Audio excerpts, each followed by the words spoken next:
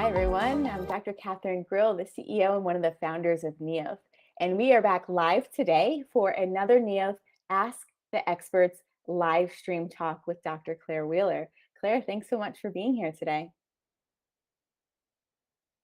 Very happy to be here, and thanks for having me, and I'm looking forward to our conversation. Absolutely. So it's the end of the school year, and not surprisingly, like students are graduating and they voted for in the community poll to have a talk about finding your purpose in life. So a lot of students, when we're talking to them about finding their purpose, they talk about things like being happy, and usually it's tied to career path. So I guess the first thing I wanted to ask you, Dr. Wheeler, was finding your purpose. Is it necessarily tied to finding your career path? And just what advice would you have for students who are considering how to find their purpose in life? This is such an important topic, and I'm so glad that people voted for it. And I just want to start by saying I am a psychologist and I teach a lot of classes about stress and coping. And one of the most important forms of coping is called meaning-based coping. And this was made famous by a psychiatrist who was a victim of the Holocaust in the 20th century named Viktor Frankl. And he wrote a book called Man's Search for Meaning. And he wrote about how the meaning of his life helped him survive all of the terrible things he went through as a prisoner in a concentration camp. And I have my students, all of my students read his book called Man's Search for Meaning. And so it's really important just to even begin with the concept that your life has meaning, and that there is meaning to the things you do and the person you are, and that each of us is unique, and the meaning of each of our lives is equally unique. So whatever it is, whatever meaning I bring into my own existence is different from yours and everyone else's. And it is, in my opinion, as both a professional and a human being, that is one of the primary tasks of our lives, is to find meaning in it, and then to use that meaning as a way to guide our behaviors and our decisions. So no, I do not believe that your profession or your vocation or your job is the essence of the meaning of your life. However, I do think that when a person thinks seriously about their life as a endeavor with purpose that has a meaning, and whether you get that meaning from your religion or your family or your culture, I don't believe is nearly as relevant as believing that there is meaning and significance to the decisions you make and the way you treat other people. And most importantly, probably the way you treat yourself. So I'm really glad we're talking about this topic. And I love the idea of broadening the concept of purpose in life beyond what you do when you graduate from college for money, because there's so much more to life than that. Well said. Every time we have these conversations, I'm always learning so much, and we shouldn't be surprised by now, right? Claire has her MD, her PhD. She knows a lot about this, but that reference was, I think you said, Viktor Frankl, Finding Meaning Making, which people might want to look up afterwards. But yeah, it really sounds like that it's important to broaden. I think a lot of times in our society, we think about your career. You meet people, oh, what do you do? And talk about work, right? That's the first question. But broaden that, who am I, kind of my sense of identity and my meaning in life and purpose in life, to things like family, friends who you're spending time with, culture, you mentioned religion, hobbies, things that bring you joy. And I love that, how you treat other people and how you treat yourself. I think that that's really important to ground in. So there's a lot of different ways that we can kind of find and search for meaning. Now, one thing that comes up a lot with students that we hear they're struggling with, if they're trying to find their purpose and their meaning in life, and it might be through this expansive definition beyond just what they're doing for their career, it can create a little bit of tension with people, typically their parents, if their parents are very career focused, maybe wanting the student to do something for their career that they don't themselves want to do. So what advice would you have to a young person in that situation who's having that tension with their parents? That's such an important question, and it's interesting because in our society, two different opposing forces kind of clash in the modern world, and one of those is the need for an adolescent and a young adult to figure out who you are. In psychology, we call that differentiation or individuation. Like, who are you as an individual, separate from your family and your parents and the world around you? What makes you unique? So you have that task that is just part of your brain development and being a human being. And that's coming up against the way we have set things up, where at 18, it feels like you have to decide what to do for the rest of your life. And by the time you finish college, you have chosen what you're going to do for the rest of your life. And that really is not necessarily true. And so I think it's important, first of all, when you're young, to realize you're not going to be young forever, and this stage will pass. This is a stage that you go through from childhood to adulthood, and everyone will have an opinion. Being a parent is a big investment of your time and your energy and your love and even money and resources, and it's hard to let go. I have 3 grown kids, and I every day have to practice letting them go and letting go of my expectations and hopes for them. And so it's, one thing that's helpful is maybe to try to look at things from the perspective of adults who are trying to tell you who you are, in a kind way, and in a way that you can sort of set those things aside. So to sort of step out of the fishbowl and look at the water in the fishbowl rather than continuing to swim in it is one step. And we often call that going meta, right? Going meta to your life and looking at it from 10 or 20 or 1,000 feet above and saying, wow, look at there's a pattern here, or there's some things that don't fit, or this is temporary. Everything's temporary. And eventually I'm going to take some more steps out into the world as myself. I personally had to drop out of college because my parents didn't think I was smart enough to be a doctor. And so they wanted me to go to college to be something else. And I had to drop out and go start over on my own somewhere. So I understand this, that you can be pressed to be quote unquote more than what you are, or less than what you are, or something other than what or who you are. And what I would say is, during this time when your hormones are changing, your body's changing, everything's changing, is to start practicing checking in with yourself. Do a heart check or a gut check, or whatever part of your body it is, or symptoms that you feel when things just aren't quite right. And that doesn't always mean that you need to respond with some kind of action or behavior, or yelling at someone or rejecting their advice. What it means is that you're finding your own internal compass and your own internal sense of what works for you, above and beyond what's right and wrong. And so when you get those little senses that, wow, they're not really talking about me, or this advice doesn't really work for me, it's okay to just thank the person and, you know, go on with your life and not even openly rebel, but to notice that didn't ring true for me. And I think that there are tools that are really helpful for this, like journaling, writing letters to people that you never mail. This is an incredibly powerful technique. I can't tell you how many letters I wrote to my dad, who thought I was too dumb to be a doctor, all through medical school. So these are just keys to beginning to see yourself as unique, and see yourself as, like, this is your life that you're going to walk through on your own. And to find ways to have compassion for the fears and anxieties of your parents and other people who are giving you advice, and take them in, but not accept them as the absolute truth of your life. So many great techniques. So there's writing letters to people, even if you might not send them, just to get your feelings out, or to journal.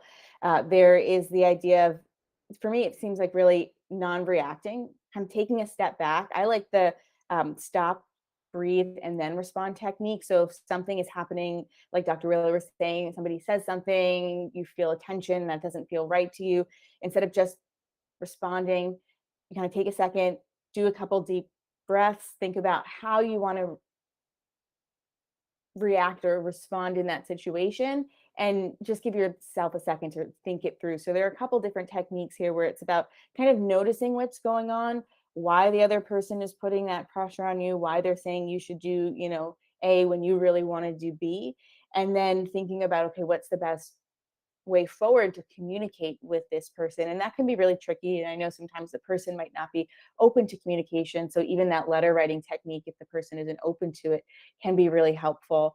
But also thinking in the moment too, this isn't forever. This will pass. It's a stage. I know that can be really hard when you're in the thick of it and you have all these strong emotions and you're feeling frustrated and overwhelmed, but just saying, this is a stage, and I might not know how I'm going to get through, but I know I will get through. So just kind of reminding yourself of that.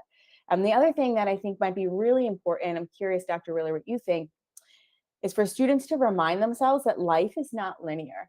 I hear a lot from students like, I'm in high school and, I'm 17, 18, I should apply to college and I should, know exactly what I want to major in and stick with that major. And then right after college, get a job in that major and know it's my perfect job right away. And there's kind of this like linear progression based on achievement, and it's all supposed to happen in a row. But what I've seen in life is that it's much less linear, and you kind of go forward and then back and sideways. Um, and it can be helpful to just let go of that mindset of I have to do everything at this time in my life in this sequence. So could you talk about that a little bit, and what sort of mindset, or maybe a growth mindset, or what sort of expectations students might want to have? Absolutely. This is, I'm an art nerd, and one of my favorite museums in the world is the Guggenheim Museum in New York City. And one of the things I love about this museum is it's a spiral. You basically walk up this spiral, this helix, all the way to the top, and there's art all the way up. And it's somewhere along the line I started to see my life that way, the timeline of my life that way, and then that theory really works for me, that it's more of a spiraling process than a straight line, and you often find yourself coming back to things. And in my vision, it's sort of going upward, it's spiraling upward, and I'm coming back around to lessons I might have learned 10 years ago, but I'm learning them again from a new perspective, or I'm learning new facets of what I needed to know about myself or about the things that I want to do. And the timeline, another thing that I think is really important for people of this generation to know, people who are, you know, in junior high up through college and grad school now, is this society and the norms that we are living by right now were created in a world that is not the world we live in now.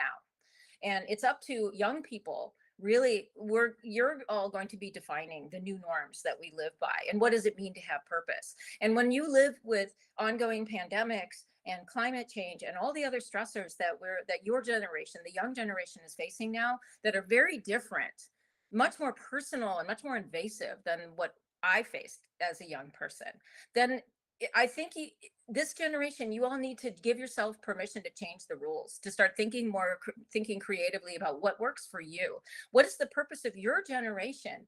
What is your generation going to bring to the world? You know, there's all this talk about the boomers and about other groups, and each cohort comes into full adulthood and changes the world in one way or another. And so for a young person to start looking ahead and thinking about that, like, I am part of this group that has immense power that we haven't flexed yet: voting power, spending power, social power. And I think it can be, and I hesitate to use this word again, empowering, to think about that leverage. And that comes with networking and connecting and being part of things. And that's where meaning can guide you. What do you really care about? When you read the news, if you read the news, I advise, small doses of news every day. What gets you excited, or what are you really reacting to? Because that can be a clue to what's meaningful to you. What TV shows do you like? What genres of music and literature do you like? All of these things are clues to learning more about the essence of who you are and the developing personality and human being that you're becoming.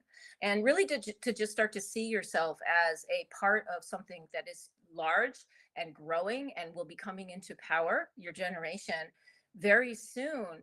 I think you can start to think of yourself as a change agent, as a member of society who is actually going to make a difference. And that can provide a lot of meaning to one's life. That's an awesome way to think about it. Being a change agent, giving yourself permission to break the rules and define things for yourselves can be so freeing. And I think really helpful to shift again that mindset from this is what I have to do, it only looks like this, versus I'm going to explore and give myself time to explore and just figure it out. And it's different for every person. And you're talking a lot about community, right? The power of different generations, the power of your community. So the last question I wanted to ask was, how might somebody who's going through this time in their life, trying to find their sense of purpose, their sense of meaning, trying to explore career paths, how might they get social support through a community? That's such an important question, and especially now, I'm still working remotely, and I interact with all of my students online. And so for myself, I joined a weekly online dream group, and I have an online Pilates class, and so I find opportunities to stay connected with ideas and people that are important to me. Other people might choose different groups. So I do think that, especially when we're going through so much social isolation, and research is showing that it's having a huge impact on people in high school and people in college and middle school, that we need to try to create more opportunities for that. And we try to do that at Neolth, of course, with our community processes and our videos and everything. But there are a variety of ways you can do this, through things like meetup and clubs at school if you're still in school. And one thing I would say, and I told this to all of my kids as they were getting done with college, like, take advantage of this, because you are right now in this little community where you have all this access to all these different people, instructors, fellow students, all different people. And you won't have that as much, maybe ever again, unless you go back into school again. And so to really explore and to reach out and to connect and learn more about the people that you want to be around and the activities you want to be involved with is a really good idea, while you still have those resources very immediately available to you. That doesn't mean that once you get out into the working world that it won't be possible, but it's a lot easier when you have that built-in social network at school. Yeah, that is true. The sense of social community, I know it's been very disrupted with the pandemic the past couple of years, but I feel like it is really one of the only times in your life where you're around so many peers. And I've seen such a kind of cathartic reaction that people have when they come together and they talk about this. I think there are so many people, whether you're a student and you're younger, or even you're older and you're just exploring a change in your life, think about it and they kind of keep it to themselves and think, oh, I'm the only one going through this. And then when you actually get together and talk to other people and realize there are so many other people in a very similar situation, that can just be so healing, and there's a really good sense of support that you get. So our time is coming to a close, but we learned a lot of amazing things today. So one around finding your purpose, kind of expanding what it means to find your purpose in life beyond just your career, thinking about community, people you spend time with, religion, even your values, how you're treating yourself, how you're treating other people. That can really create you a sense of purpose in your life.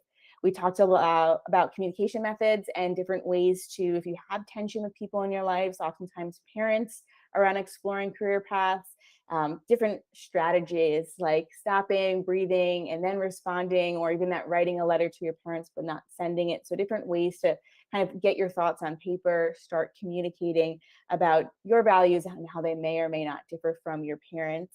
And then also just kind of changing that mindset that life isn't linear. You don't have to do everything just because this is how it should be. This is what other people are doing. You don't have to do it at a certain time in your life, but really take a step back and think about those values, what your purpose is, and give yourself permission to explore and to break the rules a little bit and define your own norms. So, gosh, we learned so much. And I think it was really helpful for me, and I hope it was helpful for you as well. So Dr. Wheeler, would love to just give you a second to come back on, share any closing thoughts, and say goodbye to the group. I just want to encourage everyone who's watching this to take a moment and appreciate how marvelous and unique you are, and the gifts that you bring to this world are needed and important, and we'll all be the better for them. And see you next time. So that wraps up our talk about finding your purpose for the day. As a reminder, you can go to the Neos app and vote in the community section in our anonymous polls about what you want us to talk about every month in these Neos Ask the Expert events. So go into the app, vote for next month, and we'll see you in about a month for our next talk. Thanks, everybody. Bye-bye.